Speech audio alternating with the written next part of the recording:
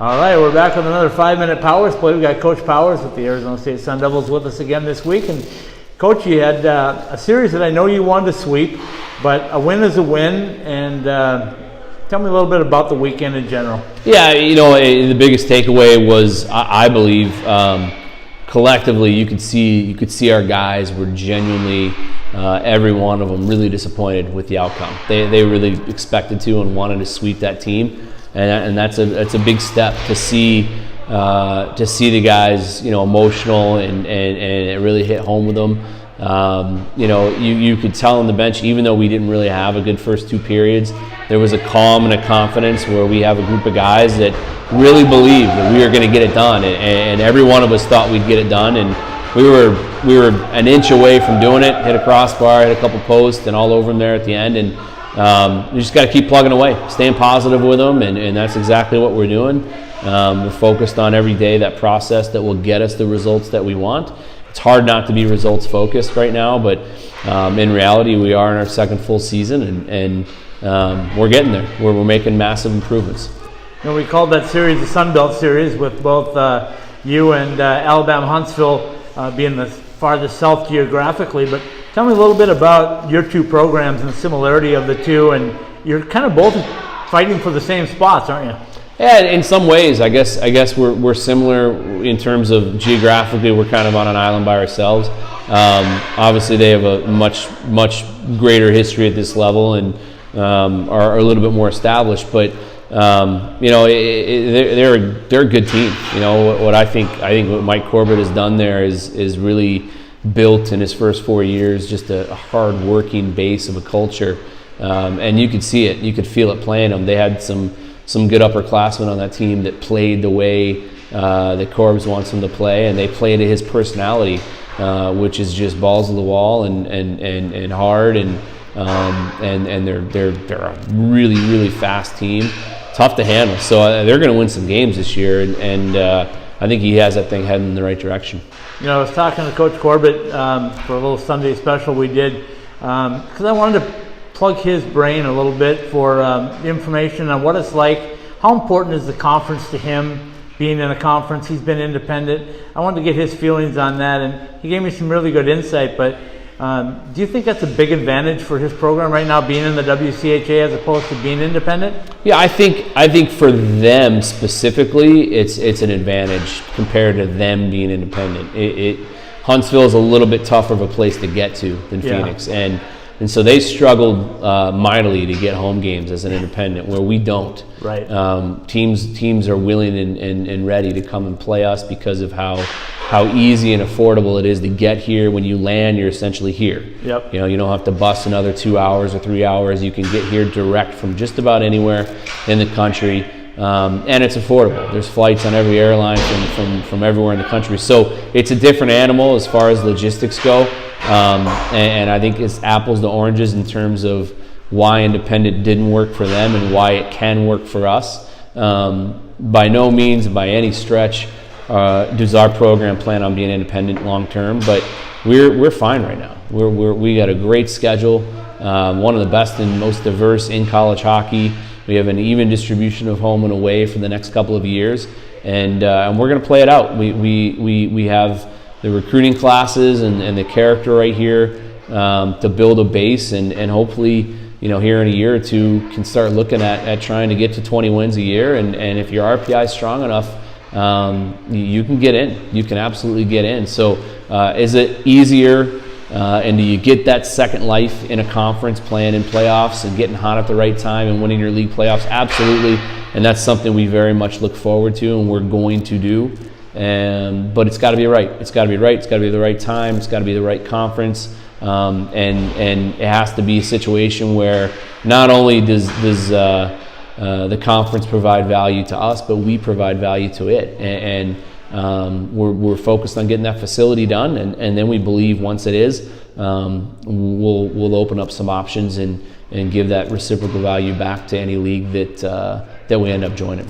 One of the things that you just brought up, and he brought up as well, is he said, with Greg's schedule, he said, I think that if he gets 20 wins, or gets close to 20 wins, that RPI with the strength of schedule is going to work in his favor. Yeah. And you agree with that too, apparently. No, absolutely. I mean, it's simple math, right? And we're not there. We're not in our second year going to get 20 wins, and we don't think that for a second. But if we keep building the way that we are, and you know, again, recruiting is really strong, and we're very excited about our next 2 classes. I think we can get there. I really do, and so does everybody in that room, and our staff and our administration. So that's the plan, and it's day by day here. You know, it's not getting too far ahead of ourselves. And I know it's cliche, but literally every day is a new day, and we're focused on doing everything culturally, on the ice, off the ice, from our administration down, on building our program the right way. You know, I asked him also about Huntsville itself as a hockey community and the size of the arena that they play in and things like that. And he said they're about 5,000, but they generally fill the lower bowl, which is about half of that. And he said he was real comfortable with the 2,500 seat and the fan support of 2,500 people. So is that different from what you guys, being the size of Arizona State? Would you need something bigger than that, or is that a comfortable size? We're focused on a college hockey venue. You know, we're in obviously one of the largest markets, if not the largest market in college hockey. But there's a lot of entertainment competition here. Right. You know, whether it be one of the 4 pro sports teams, we have another major university down the road.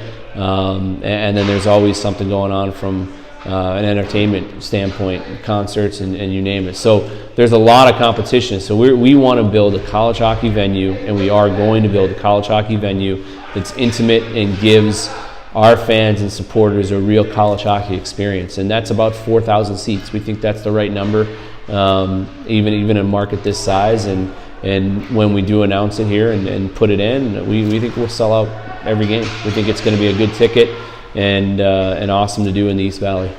So tell me a little bit about the progress on it. Is there anything to update now as far as, are we closer, where are we? Closer every day. Again, it's up to the administration to really come out with what those concrete plans are.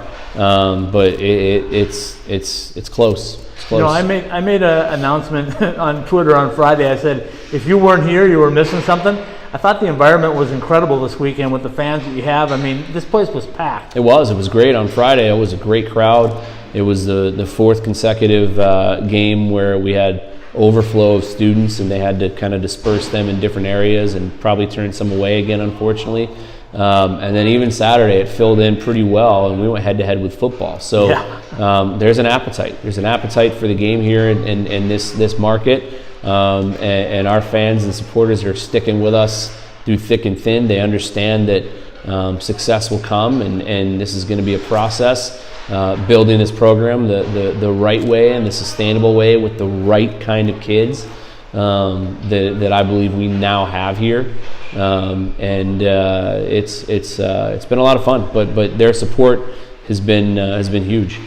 Let's finish up with talking about an off weekend this weekend, but then next weekend you're out at the big arena at Gila River, and I know you'd love to see a bunch of people come out for that and see 2 programs that were the newest into the NCAA, right? Yeah, absolutely. You know, it's a great opportunity to go out in an NHL arena and play a tremendous program. Penn State is now in their 5th year, and they got that thing humming, and Guy's done a tremendous job, and he's been very good to us, and we go out there again next year. So in our first 3 full years, we'll have played Penn State, and I think that's a newer program taking care of the newest program and making sure we have enough games to play. So excited for that. And then Friday obviously is a Pac-12 game, so it's going to be on national TV, and the guys are fired up for it, and we get a nice weekend off to rest and recover, and we'll go into next week ready to go. And we'll get into details next week about Penn State specifically, but how's your team doing right now physically? Everybody healthy? Yeah, they're doing great. That's the one